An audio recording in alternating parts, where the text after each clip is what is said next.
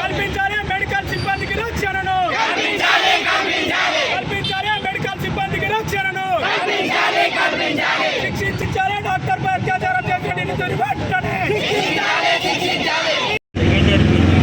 Training పీజీపై జరిగిన లైంగిక దాడి హత్యను వ్యతిరేకిస్తూ అందరం ఇక్కడ ప్రొటెస్ట్ చేయడం జరుగుతుంది. ఈ దేశంలో మెడికల్ సిబ్బందికి ఎటువంటి రక్షణ లేదు.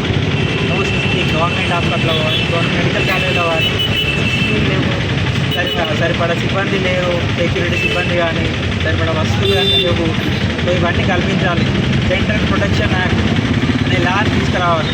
ఇది మేము చాలా రోజుల కింద కోవిడ్ అప్పుడే పెట్టడం జరిగింది, మళ్ళీ దాన్ని డైల్యూట్ చేసి పారేశారు. సో ఇప్పుడు ఆ వ్యక్తికి మేము న్యాయం జరగాలని చెప్పి జరిగింది. సిటీలో ఒక్కరు కాదు, అది గ్యాంగ్ రేపు.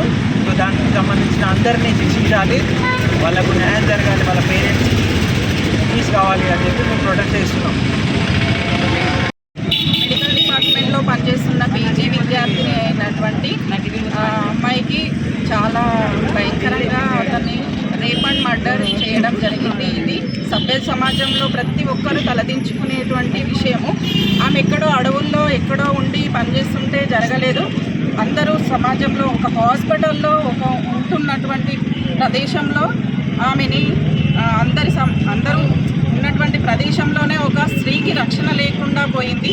పైశాచికత్వంగా ఆమెను క్రూరంగా ఆమెను రేప్ చేసి మరి దారుణమైన పరిస్థితిలో మర్డర్ చేయడం కూడా ఎవరూ జీర్ణించుకోలేని విషయము. ఇలాంటి సంఘటనలు మరి ఏ విధంగా ఎవరికి జరగకూడదు.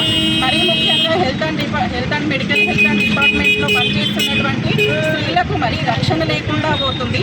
ఇది మేము ఎవరమో కాదు, స్త్రీలు అనేటువంటి సమాజంలో ఉన్నటువంటి ప్రతి ఒక్కరి ఇంట్లో ఉన్నటువంటి వ్యక్తులమే. మీ చెల్లి కానీ మీ అక్క కానీ మీ సొంత తోబుట్టువులకైతే అలా జరుగుతుందా? ప్రతి ఒక్క వ్యక్తి అది ఆలోచించి చూసుకోవాలి. ప్రతి తల్లిదండ్రులు తన పిల్లలకు ఎదుగుతున్నటువంటి పిల్లలకు స్త్రీల పట్ల గౌరవాన్ని కూడా పిల్లలను గౌరవించాలి అనే విషయాన్ని కూడా తెలియజేస్తే అది ఇలాంటి దారుణాలకు గురికాకుండా చూస్తారు. ముఖ్యంగా ఆమెకు న్యాయం జరిగే వరకు మేమందరము సెక్యూరిటీగా ఉండి ముందుకు ఈ ఉద్యమాన్ని తీసుకెళ్తాం. న్యాయం జరిగే వరకు పోరాటాన్ని కొనసాగిస్తామని తెలియజేసుకుంటాం. పూజిస్తారని చెప్పేసి ప్రభుత్వాలు మహిళలకు రక్షణ కల్పించాలని చెప్పేసి గతంలో 2012లో ఢిల్లీలో జరిగిన ఏదైతే నిర్భయ అత్యాచారం ఉందో ఆ నిర్భయ అత్యాచారంలో అత్యంత క్రూరంగా నిర్భయను హత్య చేసినప్పుడు నిర్భయ చట్టాన్ని భారతదేశం యూపీఏ సర్కార్ తీసుకొచ్చింది.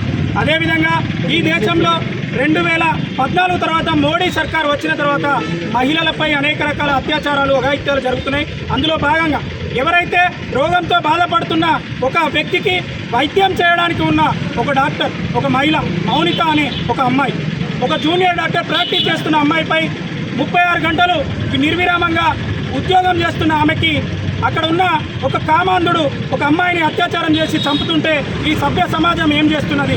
అక్కడ ఉన్న మెడికల్ సిబ్బంది చాలామంది అక్కడ ఉన్న అంటే రక్షణ లేకుండా పోయింది మహిళల పైన, మెడికల్ సిబ్బంది పైన. ఈరోజు ఎంతోమంది డాక్టర్లు మహిళలు అర్ధరాత్రి అపరాత్రి అనకుండా ఎక్కడో మారుమూల గ్రామాలకు వెళ్ళి వైద్యాన్ని అందించే పరిస్థితి ఉంది. కానీ దేశంలో వైద్యం చేసే మహిళలకు ఎవరైతే ఉన్నారో వాళ్ళకి రక్షణ లేకుండా పోయింది. ఈ దేశంలో మహిళలకు కూడా రక్షణ లేకపోయింది, అమ్మాయిలకు రక్షణ లేకుండా పోయింది. ఈ ప్రభుత్వం వెంటనే స్పందించి పశ్చిమ బెంగాల్లో ఏదైతే ఘటన జరిగిందో ఆ ఘటనను వెంటనే పూర్తి స్థాయిలో విచారణ జరిపించి ఆ నిందితుడిని కఠినంగా శిక్షించాలని చెప్పేసి మేము అఖిల భారత విద్యార్థి సమైక్యగా మేము కోరుతున్నాం. ఈరోజు